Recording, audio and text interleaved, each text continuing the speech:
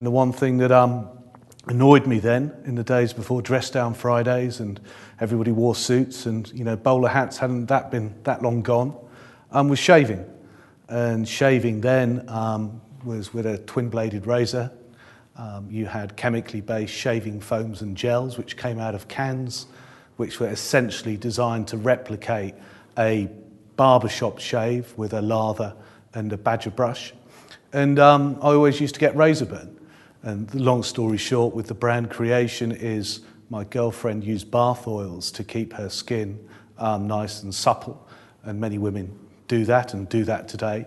And one day I put some of this bath oil underneath the shaving foam and had a scrape with my razor and didn't get razor burn for the first time ever. And it was quite an epiphany in as much that I'd spent years suffering from red, rashy, raw skin. And then I didn't. And then the next day I shaved just with the oil. And apart from it gumming up the razor a lot and leaving a bit of a mess in the girlfriend's sink, I didn't get razor burn again. So therefore came to the common sense conclusion that you didn't actually need a shaving foam or a shaving on your face looking like Santa Claus to get a shave.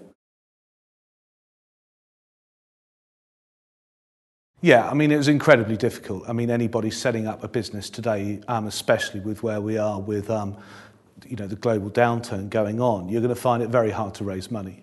So the first ports of call were friends and family, and mum and dad were both teachers. They didn't earn a great deal, but they were able to lend me £2,000, which was a lot of money for me back in '93. My previous marketing job came with quite a big ticket salary. I was on about 40,000 quid in '92, which was quite a big number with a car. But obviously that went very quickly and I hadn't had any savings. I took out unsecured loans, credit cards, debts to the tune of about £30,000 to £35,000 off the back of my previous salary and essentially used that as working capital. And then went to people who became my business partner, a chap called Herbie, my best friend from Polytechnic, who I did mechanical engineering with, Patrick. They stumped up £7,500 each for an equity piece of the limited company. And then we set forth, but it was horrendously difficult.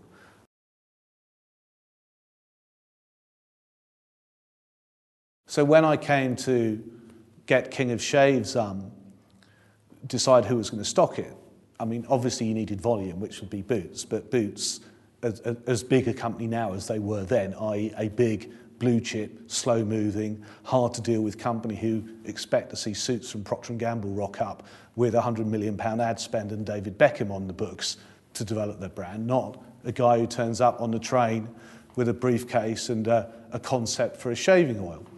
So I decided I needed to get it stocked by a halo stockist first. That was Harrods. And I was involved in discussions with the men's grooming buyer there for months. And annoyingly, she wouldn't make a decision. And I was just burning up money, mum and dad's money, my money. Couldn't understand why. What was the risk? The opening order was going to be like £2.50. And anyway, I just had enough one day and then just picked up the phone to Mohammed Al-Fayed's office, bluffed my way through to his personal secretary, said, this is Mr. King calling, King of Shaves, I've got a product that I believe Harrods should take, please can I have his private fax number so I can get you through to you because I think he'd be... And then the next day I had a fax back saying, here's your order, Mr. King, sorry it took you so long to get through, Harrods looks forward to doing business with you.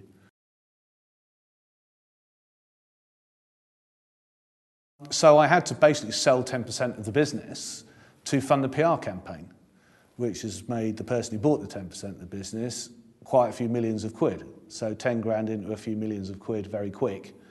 That was a good call, but I couldn't at that stage get any more money out of the existing shareholders, nor from the bank, but I needed to have the PR. And that started to take off in early '95 when there was a feature on me in You magazine in Mail on Sunday, a whole page. The lady who brokered that was Sophie Rhys-Jones, as she then was, but then turned into Sophie Wessex later that year. So then there was a bit of a connection between King of Shaves and Sophie Wessex, and then we signed Will Carling because I found out through another interview that his wife had bought him the shaving oil and he really liked it. So he did a deal with him, and then he had an affair with Diana, and then you had this huge morass of King of Shaves, Will Carling, Sophie Rhys-Jones, Princess Diana, stuff going on that bizarrely got coverage in the Red Tops. You know, Sophie we did an exercise on the London Underground where men got dressed up as kings, so the sum total of this was find 10 men, give them a cardboard crown, give them a cape, give them a script, a scroll to proclaim themselves the King of Shaves, and they've come to shave you from, you know, your stubble from trouble and all of this, put them onto the Underground, and then do a leak to the Evening Standard that they're going to be there, and then the Evening Standard takes a photo, and then, because Sophie Rhys-Jones' backstory's in it, it then gets written up that Sophie launches King of Shaves on the London Underground and all of this. And it got, you know, for not a lot of money, it got huge press coverage. So when I started seeing, for example, things like the internet start being talked about and an ad for First Direct with a URL under it, didn't even know what URL stood for, but thought, well, that's quite clever. What does that do? That looks like a piece of real estate that you can own. It's your name. I'm going to own it.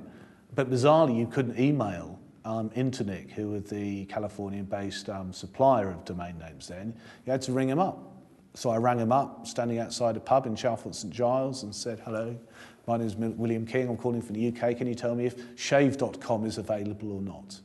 And they said, oh, let me just check. Oh, yes, it is. Will you be paying by Visa or American Express? And it was $35. So that was the best $35 spent, 18 quid.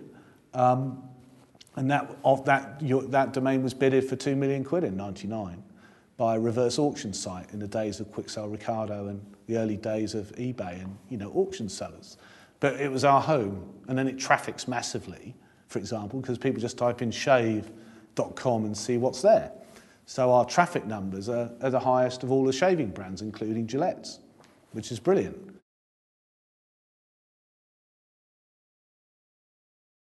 We were approached by Target, which is a store group in America, to take King of Shaves there in 99, 2000.